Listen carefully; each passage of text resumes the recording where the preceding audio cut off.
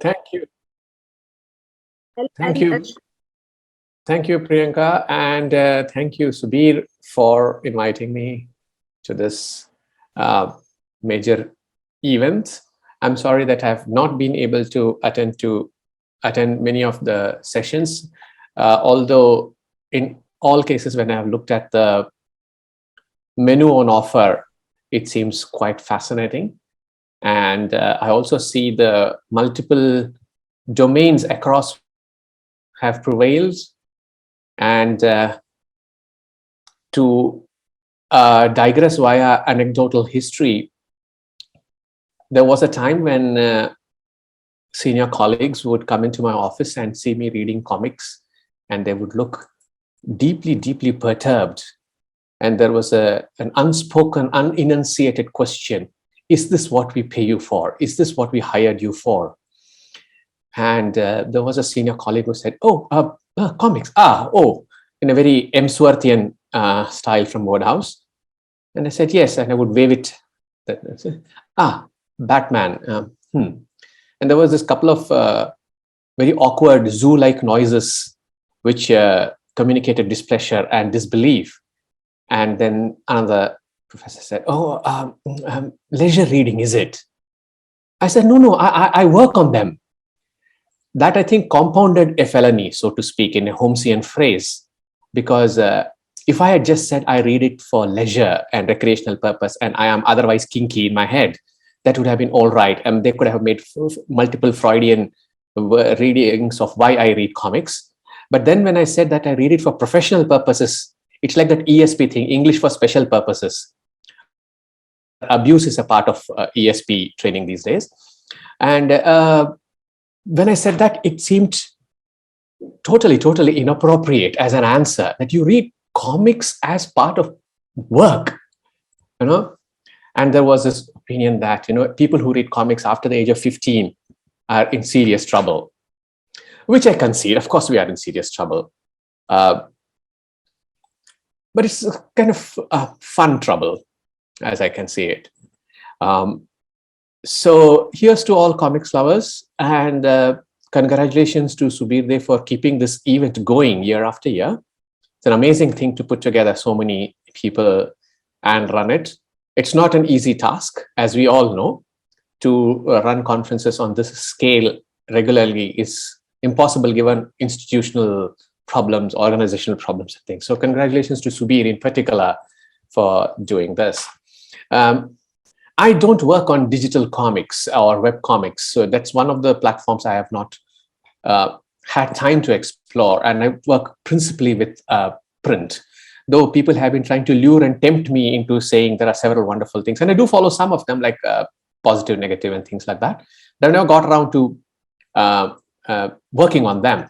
So I will be working with very conventional, if that's a word that fits the occasion, print comics. And this is to do with a recent volume which came out on COVID Chronicles. My original aim was to work on the Why the Last Man, but I never got around to even getting a copy. So anyway, so what I want to do is a reading of Biopower, Biopolitics as represented in the COVID Chronicles. And this is the one text which consists of multiple stories, different styles of drawing, which has been put together by Penn State University Press and under the overall editorship of Susan Squire, of major author in medicine and comics. So in my first section, I will be looking at pandemic epistemes and biopower, where I examine how the comics not only speak of epistemic gaps in COVID-19 knowledge, but also present a new episteme, where our sense and knowledge of COVID-19 is segued through a social history of pandemics and their biopolitics. In section 2, I turn to a component of biopower, which is sovereignty. And in questions of bungled sovereignty, which is my title for this particular section, I examine comics that draw the tensions between individual and collective sovereignties. Finally, the last section, by way of a conclusion, addresses the theme of biopolitics from below in comics that speak of solidarities and reinforced community networks, but also in terms of collective mourning and memorialization. Now, admittedly, the question of biopower has been foregrounded in numerous discussions of COVID-19 ever since Foucault enunciated the concept and people like Paul Rabinow and others built on it. This includes surveillance strategies, the amplified reach of the state, the crisis over human rights, and several others. In the case of COVID Chronicles, the volume, the visual representations of biopower combined with the verbal offers several interesting features in many of the individual stories. Now, biopower here, I am working via Rosie Braidotti's definition of a decade ago, where biopower is not only the government of the living, but also about practices of dying. As we can see, she argues that new practices of life that mobilize not only generative forces, but also new of extinction. We also know, after Foucault, that biopower rests on and operates through sovereignty, discipline, governmentality. I don't want to revisit the Foucault paradigm. I will just take it for granted. We all understand it and pretty much are aware of how it operates. So here's to the first section, pandemic epistemes and biopower. In Seth Tumakman and Tamara Tornado's short work, Apocalypse of Ignorance, which is one of the early stories, we have 11 panels on one page with 9 in the conventional 3 square panels per row model and 2 rectangular ones on the first page. The second page has uneven panels, 7 of them and 1 figure without empanelment. Slides 2 to 3, please. Just a second, sir. Yeah. I don't know. Yeah. Yeah, this and the next one. So you can put that up on. Yeah. So the first panels, the faceless and headless protagonists have an interrogation mark in the place of the heads. And the text accompanying the image is in the form of a series of queries.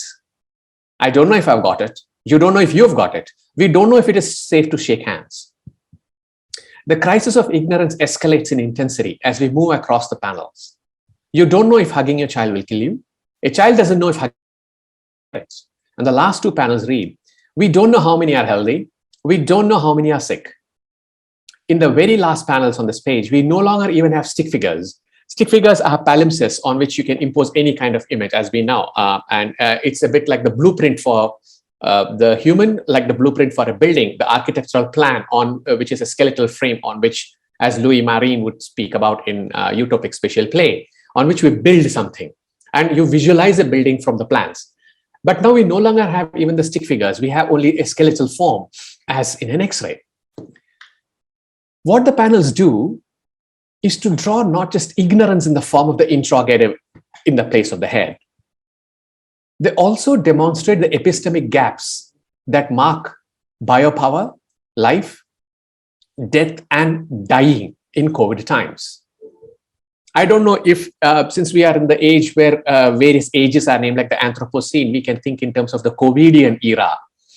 I got the fag end of the previous conversation where somebody had said, it will last for the next 20 years. So like the Anthropocene, maybe we have a COVIDocene, which would be obscene, of course, but never mind. The last text shows a head where the interrogative has been replaced by an exclamation mark. And the text says, we deserve better. Now, this is after a series of texts which says, we don't know this, we don't know that, and we certainly don't know this. But we know something. We know that we deserve better. From Foucault, we know of the disciplinary power of knowledge and the valorization of expertise. And during the pandemic, this was precisely what was undermined, as several texts in COVID Chronicles reveal. In Limar's text, Shelter in Place Sing, very annoyed people are asking, what's the World Health Organization doing? What about the National Institutes of Health or the goddamn CDC?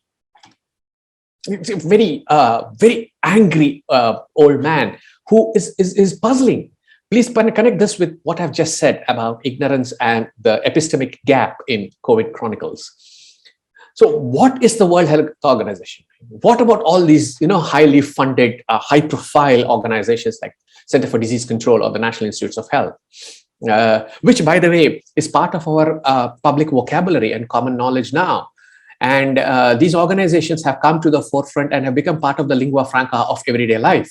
Everybody knows about the CDC and things like that. And it's not just because you've been watching films like Contagion. Everyday public discourse around COVID-19. The problem of expertise is linked to the nature of the American government itself. Now, after this man has been ranting and raving about what these organizations are doing, the old woman responds. The WHO, and it's a very muted kind of response. The WHO issued a notice in mid-Jan about the outbreak. We just didn't hear about it. And then comes the clincher. Remember who's president? Remember who's president? It's a kind of, no. So we have, WHO did put out a public notice, and we just didn't bother. We just didn't bother because, after all, who's president? It's a one-line dismissal of what has happened. Here, the immediate invocation of common knowledge, almost as a shorthand, shows how expertise was denied and rejected by not fellow experts, but by the political class. This is what I would think of as epistemic gaps. Now, Foucault spoke about the medicalization of politics, but COVID Chronicles speaks about politicization of medicine and medical expertise in the US government's rejection of the advisories from immunologists and epidemiologists. Later, in another text, there is a portrait of Anthony Fauci as the hero of the epidemic age, what his contributions are.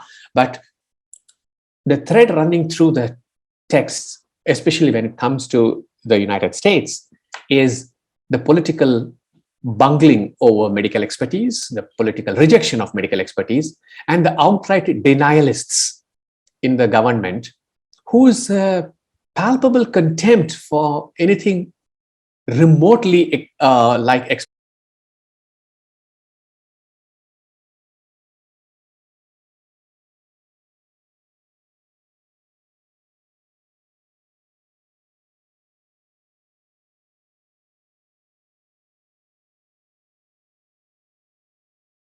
president. You need not say anything else. And that, in many ways, encapsulates what constitutes the epistemic gap in these texts. Disciplinary measures refused by many, and a refusal which has been endorsed by the state in the case of COVID-19, are rather ironically presented in Marx's story. And this, as several other texts, relocates in a slightly different frame. And that is to do with the murder of George Floyd. George Floyd's murder at the hands of white policemen was also the result of disciplinary proceedings, disciplinary processes, which were targeting the blacks. In Marx's story, the panel which first introduces the Floyd murder theme has at the foot of the panel a textbox with a list. Oscar Grant, Breonna Taylor, Ahmaud Arbery, Michael Brown, Eric Garner, Ayanna Stanley Jones, Emmett Till, Travion, and there's an ellipsis. It's a list of about 8 names. We would recognize those names. All of them black people, killed in the most horrendous of settings, many of whose killers got away scot-free. And the Emmett Till case, which of course is part of a major graphic novel, it figures as a little bit of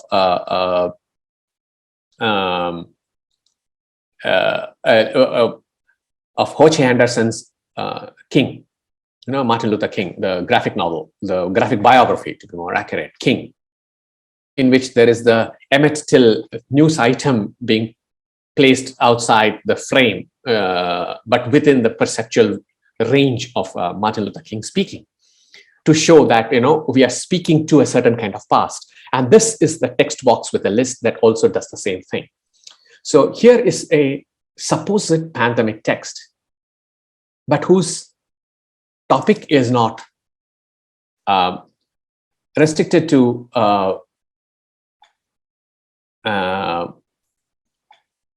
just COVID-19 or a virus, something more. And I'll have reasons to return to this. The community meets regularly to sing songs and cheer themselves up. And these are the people, that is the community which is agitated by what has happened. And then Mars writes, the songs changed then. And the songs now are different. And the songs now are, This Land is Your Land by Woody Guthrie, and We Shall Overcome. And the accompanying images show protests under the Black Lives Matter movement. So this is where the dynamics of the comic book changes, where the crisis of the pandemic overlays and is overlaid by a continuing crisis subject of race and around the objects of racism. Here, Biopower's disciplinary emphasis and its operations produce critiques along two lines: racialized structures such as law enforcement and the new policies of disciplining in the guise of public health requirements and safety. We will have reason to return to this, so I'll emphasize this.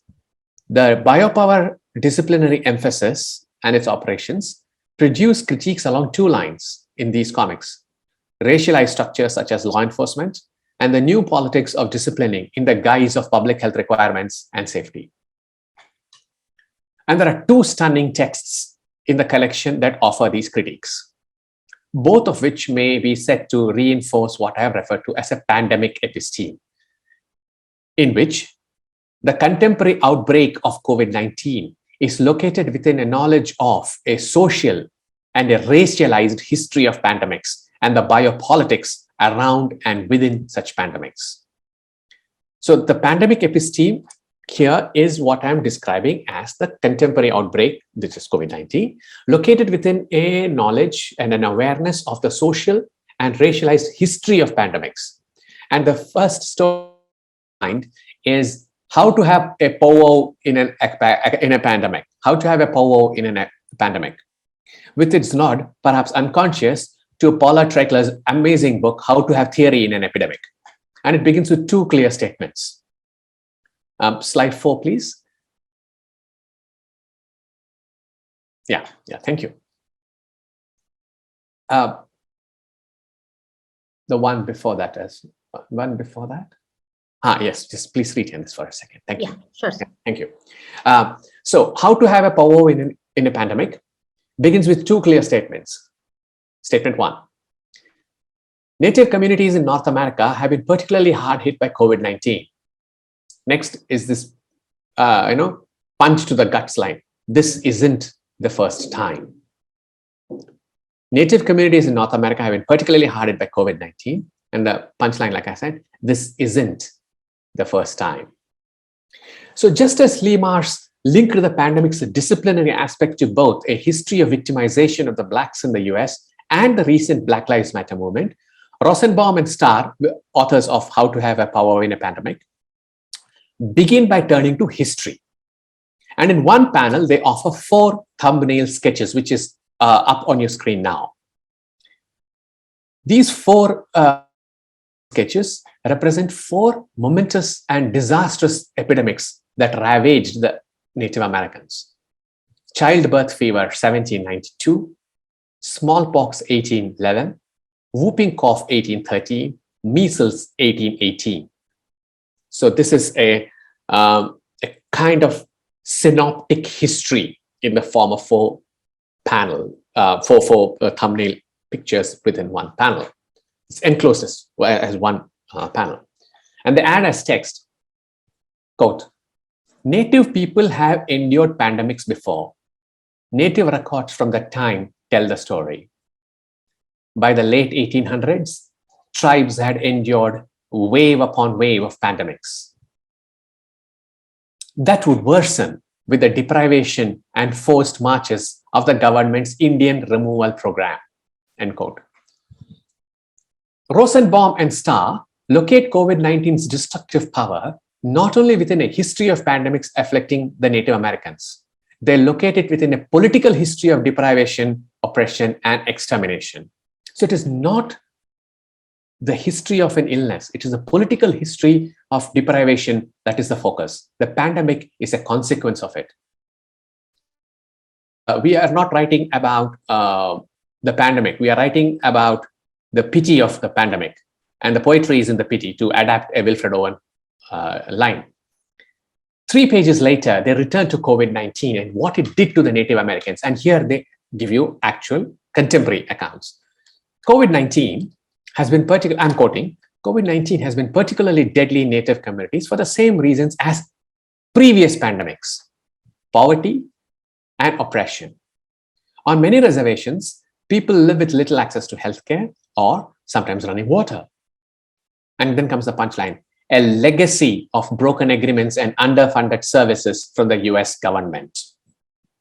A legacy of broken agreements and underfunded services from the US government. COVID-19 is not a unique phenomenon. COVID-19 is a reiteration of a history of racially determined, politically engineered suffering. The disease, the pathogen, the worsening mortality rates are one more instance in a long history, which is why you go back to the 1800s. 1792 is the historical moment at which at least this particular narrative begins. And what the authors are doing, what the artists are doing, argue that COVID-19 is one more. It's not new, it's not unique. We have always had it. And the reason why we have always had it is because we have always suffered similar social conditions. And this is a matter of Foucault's disciplinary powers, where, as I just read out, your forced marches, your forced relocations, and your underfunded healthcare produces the astonishingly widespread damage to the Native Americans. In a later text, Julio Anta's Between Two Worlds, I'm getting a noise in my ear. If somebody's microphone is on, please get somebody to mute that. Thank you. Yeah. So Julio, my next text is Julio Anta's Between Two Worlds, where again, the racial dimensions of COVID-19 protocol implementation are drawn. Slide 5, please, Priyanka. Thank you. Yeah, that's the one. As police begin enforcement, over 80% of social distancing summons given to Blacks and Latinos, despite evidence, NYPD Police Department, Police Commissioner denies racial bias in coronavirus social distancing policies. And in a very clear reference to the George Floyd incident, I draw your attention to the last panel on that particular slide. I'm deeply sorry if it is not clear enough. The scanning has been bad, I suspect. Yeah, thank you. Yeah, so if you take a look at the last particular slide, it's a very clear reference to the George Floyd incident. The white cop kneels on the black boy, who is incidentally masked, and the boy groans, "You're hurting me." Now, this is pandemic, supposedly, but not quite. It is very evidently a reference to a racial politics at work in the issues, the crises, the mortality, the healthcare debates of COVID-19. So, as we will see, there is something more that comes. K. Sohini, of Indian origin, I assume, in Pandemic Precarities, an account from the intersection of two worlds, has this to say. And she lists those groups who are targeted from being carriers. And this is India: migrant workers, Northeast Indians, Muslims, for the behavior of the Tablighi Jamaat. Sohini notes how, quote, systemic racism is indicated by the outbreak in the meat packing industry. And she's now talking the United States. Systemic racism is indicated by the outbreak in the meat packing industry, where most of the workers are Black and Latinx. And the ableism seen in the practice of rationing care.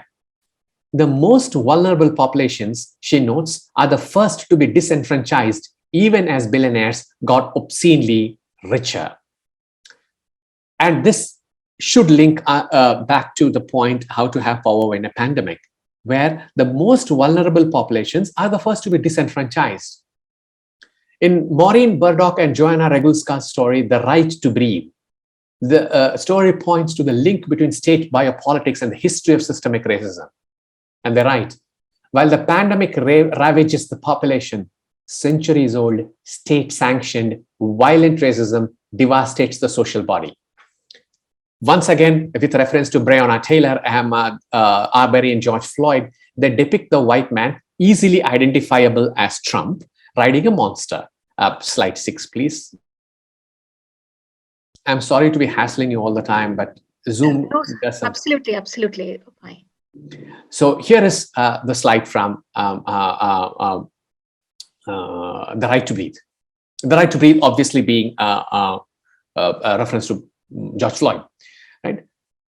So here is Trump riding a monster and people protesting, holding placards that say Black Lives Matter. Racism is a pandemic too. Racism is a pandemic too. What all these stories point to is a social history of pandemics and their racial dimensions, rather than COVID-19 as a biomedical isolated example. The focus in most of the stories is therefore the nature of vulnerable populations, Native Americans, Latinos, migrants, African Americans, and their employment within the biopolitics of the state. COVID Chronicles, therefore, is not solely about COVID-19. It's a document about the pandemic episteme in which we are made aware that the newest pandemic is an iteration of older inequities and social justice. My second section is titled of Bungled Sovereignty. One of the cornerstones of biopower is sovereignty, as identified by Foucault, Agamben, Esposito, and several others. This can be at two levels: the assertion of sovereignty by the individual, particularly Americans, and the deployment of tools of state sovereignty. In Peter Dunlap Shaw's The Dance of Death, death literally stalks the streets and the neighborhood in the form of a walking body crowned by a skull. Slide 7, please.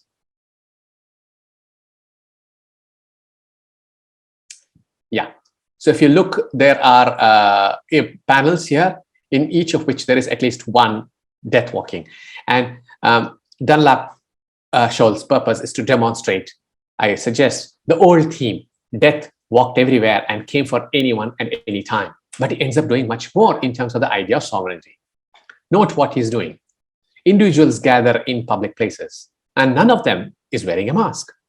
Shops, restaurants, the beach are thickly populated with unmasked individuals, so to speak. Those who do things like ELT and English grammar would be interested in the use of the word unmasked itself, I would think, the semantic scope of the term unmasked. But I'm not pursuing that line of thought. In each panel, death walks through the crowds, staring at one individual or the other, almost as though marking his next victim. Death is, of course, male in all of these. Key moment of Dunlap Shaw's tale is pictured in the form of a large panel set in the White House. Slide 8, please. Yeah. The more I look at these comics with with Donald Trump, it reminds me of R.K. Lakshman's famous statement that as long as there are politicians, the cartoonist will always have a job. You know, and it seems to me that it has been proved true in the case of the Trump era. Anyway, so this is the White House, and Trump is speaking at the lectern, and of course he's not wearing a mask. To his left stands a recognizable figure. And beneath this panel, which indicts the President of the United States for not following COVID protocols, is Dunlap Shaw's indictment of the Americans who claim individual rights above all else, part of the large group now called the unvaxxed. You know? Here, several protesters hold up placards. You can see the placards there. Yeah, right. Reopen America, live free or die, end the lockdown, give me liberty or give me death.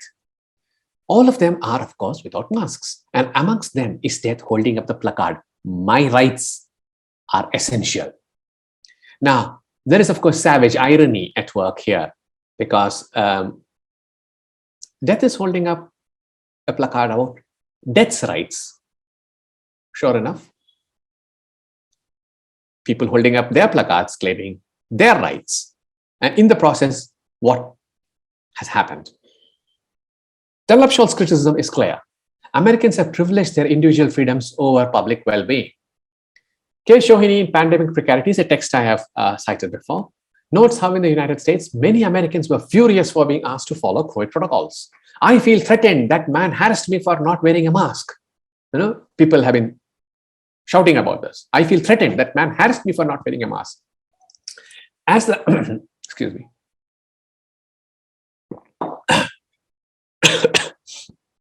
As the medical humanities scholar Lisa Diedrich puts it, by refusing to wear masks and practice social distancing, people have sought to demonstrate, to show by action and display of feeling, how much they don't care that people are dying in unprecedented numbers. She adds, this is disregard for the health and care of others, and she's using the Sontag line regarding the pain of others. This disregard for the health and care of others has become politicized. The mask is a visible sign of regard for others. It communicates an understanding that one's body is not autonomous from, but interdependent with the bodies of others. That some would fixate on the requirement to wear a mask as somehow restricting, which is, as she puts it, a disregard for the specific practices of public health. Possibly such assertions of individual freedoms and sovereignty could be read as forms of resistance to governmentality and state power at both individual and collective levels. Collective means the gatherings, the garden parties, and the beach visits, as depicted in this particular text, Dunlap Shaw's text. So during the pandemic, there were both individual and collective ways of subverting official regulations, which embody a counter-governmentality. Now, tools of state sovereignty, which were deployed all over the world during the pandemic, included orders forbidding certain activities, in promulgating laws that ensured that these measures were followed, police, national guards, some cases paramilitary units called upon to enforce restrictions, etc. These sovereign tools, as a commentator has put it, are being deployed, I quote, in a broadly biopolitical sense, that is for making rather than letting live. These restrictions on individual and collective behavior, however, erase certain specifics. First, the epistemic gaps in democracies wherein the population is unable to formulate informed opinions about the virus. And this, I refer back to an early slide, Apocalypse of Ignorance, which shows the epistemic gaps already at work. We don't know this, we don't know that, and all that. If you could you please put slide 3 back, Priyanka? The next one. Yeah, this one. Look at this one. This is about styles of reasoning. We don't know because we don't have enough test kits. We don't have enough test kits because the US government refused to import test kits from Europe. They preferred to invent a test of their own, which did not work. We don't know why they made this very bad decision. They say it's standard procedure. Standard procedure. The large unempaneled image shows Trump holding up his hands, palms outward, and the text says, "We know the Trump administration has blood on its hand." Sorry. Here, the epistemic gap in the public awareness of COVID-19 is compounded by bizarre assertions of national identity and vaccinationalisms. A portmanteau term combining vaccination and vaccinationalisms, such as the ones depicted in Tobacman and Tornado's text. The Italian philosopher Robert Esposito, who has written widely on the immunity paradigm and communities and builds on the work of Agamben, among others, has observed in a 2020 interview at the start of the pandemic that the affirmative form of biopolitics is also possible. And he identifies deprivatizing the water supply, reclaiming and protecting forests, and defending public lands. And such campaigns have been disrupted by anti-pandemic measures. Now, in a text like Satan Tamara's Back to Work, they reflect on the campaign to reopen America. They note that, quote, Trump has used the Defense Production Act to keep open meat packing plants where workers have died of COVID-19. And I've already referenced Shohini's text where she points out that the largest demographics of workers in meat packing plants are Latinos, and their death rate has been immeasurably high. Very often, they also lack adequate health and insurance coverage. So, slide 9 now, please, Priyanka. Next. Yeah, this one. Thank you. So Trump has used the Defense Production Act to keep open meatpacking plants. They want us back to work so they can stop paying unemployment benefits. They want small businesses to reopen and then go under so they don't have to bail them out. Now, the first panel on this page shows the meatpacking factory.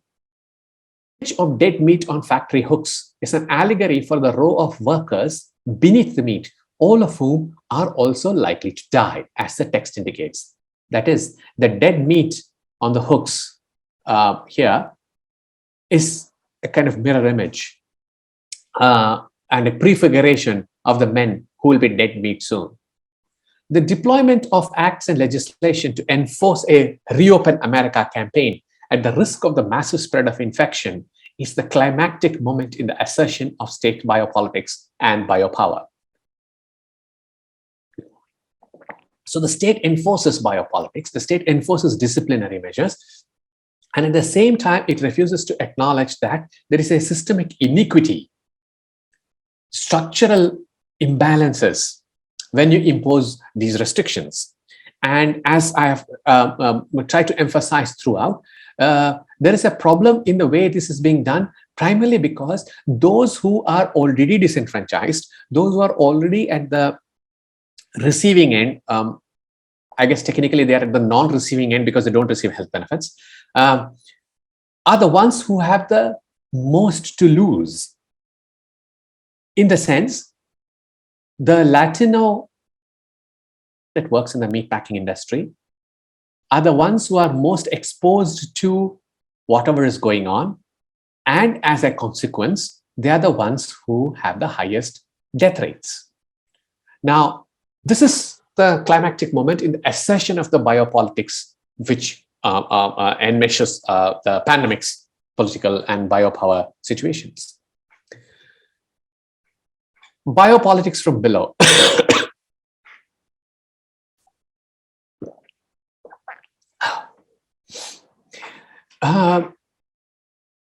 COVID Chronicles is not solely about situations of sovereignty, disciplinary power, etc., etc. It's about a lot of other things that go on as well.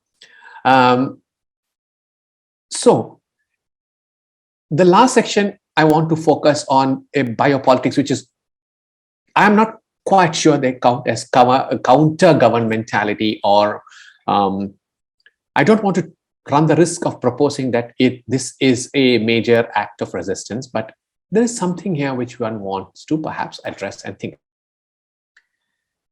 The biopolitics from below is also documented in some stories.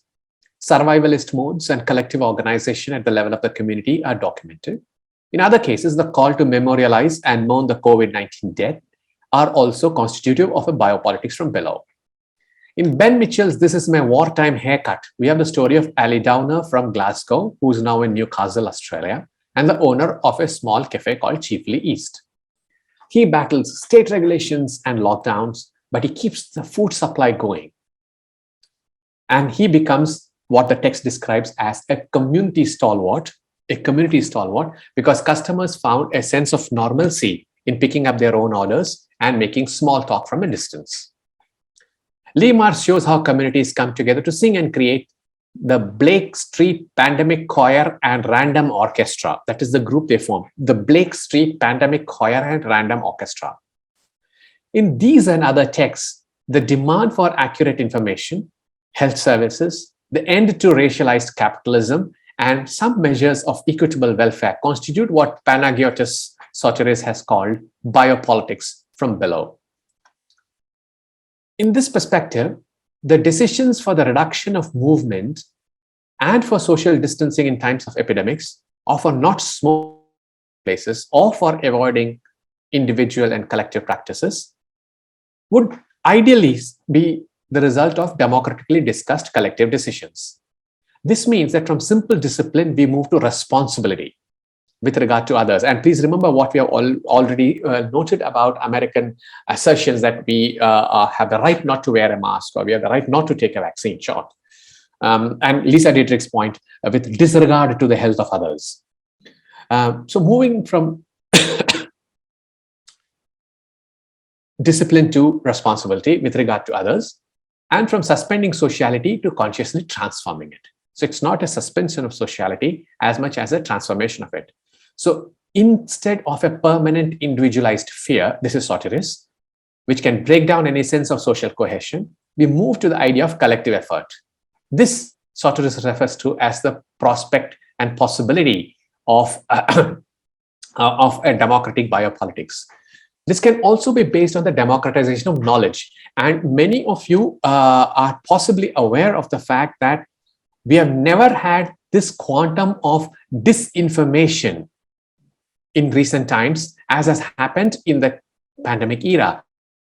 That the Reuters Institute at Oxford actually did a survey of Facebook posts some time ago to discuss the quantum of mis and disinformation, and they found it was astronomically high. The kinds of disinformation being promulgated, propagated, and disseminated across social media, and despite warnings, of course, that please do not believe whatever is being said in the media and things like that. So this has been a matter of considerable debate, and there are plenty of studies about it. I don't want to get into that. But these point to the need for solidarity and a collective self-organization in contrast to individualized survivalist panics. They can insist on state power and coercion being used to channelize resources from the private sector to socially necessary directions, and they can demand social change as a life-saving exigency. What they are proposing is that there has to be a sense of the collective and the community reinvented as a biopolitics from below. As nations and communities mourn their dead, practices of mourning and memorialization are instances of such a biopolitics of death from below too, since these practices seek to apportion responsibility for the dead. Several of the comics discussed here, mourning the COVID-19 dead is also a mourning for the continued social injustices that produce the COVID-19 dead. So it is not COVID-19 that kills. It is the COVID-19 coming on top of already existing social and racial injustices that produce the COVID-19 dead. So memories of the COVID-19 dead are dovetailed into mourning racial inequalities, structural and systemic shortfalls, the hyper-exploitative white capitalist economies that place differential values on lives and deaths. The images of campaigns and protests in the midst of the pandemic instantiate a biopolitics from below because they call attention to social and cultural factors that produced more dead among certain segments of the society. And this is my key point. It is not COVID-19 that killed more Native Americans, more African Americans, or more Latinos.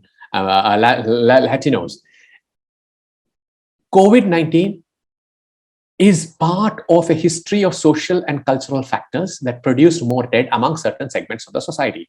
And whether these are mourned or not is a different matter. As my colleague Anna Kurin put it in her 2 essays on mourning COVID-19, I quote, "I believe that the COVID dead should be seen differently, not as having died only of an illness, but because their deaths are revelatory of structural inequities, of systemic failures, and of a failure as a nation to have enabled life rather than death." She adds, "Each time we see a person," I quote, "each time we see a person who counts among the COVID dead as singular, my family or member or yours, in Delhi or in Kerala, in a village in Telangana or in Pune, we open ourselves to the grief and mourning we perform in our individual or familial capacity. We leech away the significance of what it means to a country when so many die of the same reason and are easily robbed of their significance as individuals and as the collective COVID dead.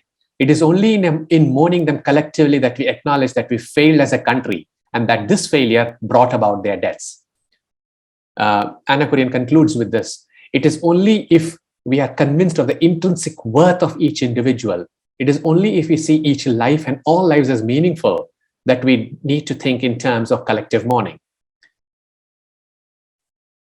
And she quotes, a long time ago, John Donne said, any man's death diminishes me because I am involved in mankind and therefore never sent to know for whom the bell tolls. It tolls for thee. But if we see only as far as our loss, if we see the innumerable deaths as removed from us, we mourn as a nation. In a later piece, Kurian would also, like chroniclers in COVID Chronicles, point to the differential value of death and dying. In the past few years, she writes, more and more of us have become non-grievable lives. And this is precisely what is demonstrated in these chronicles. The non-grievable lives of the average Muslim, the Dalit, women, who have all been lives that were always negated. What the pandemic did, and especially in its second wave throughout India, she publishes this in May, June 2021, at the peak of the second wave. What the pandemic did, especially in its second wave throughout India, was to increase the pool of those who can be seen as dispensable, whose life was, quote, not worth noting, a life worth valuing and preserving. She's quoting Judith Butler here. She adds, if we cannot accept our culpability for what transpired these past 2 months in our country, we cannot then mourn the dead, nor can we look to the future and say we need to change and improve. To not accept our responsibility is to negate the value of those lives and to perpetuate the myth of our greatness, even if the dead are all around us, everywhere, in hospitals and morgues, in ambulances at cremation grounds, makeshift and established, buried on the banks of rivers, floating down the rivers. And she concludes this essay by saying, the dead ask that they be counted. The dead ask that they be counted. And the resonance with Black Lives Matter should be very, very evident. Like self-reliance in the COVID Chronicle stories, acts of mourning and memorialization, including Black Lives Matter and other campaigns, are admittedly limited.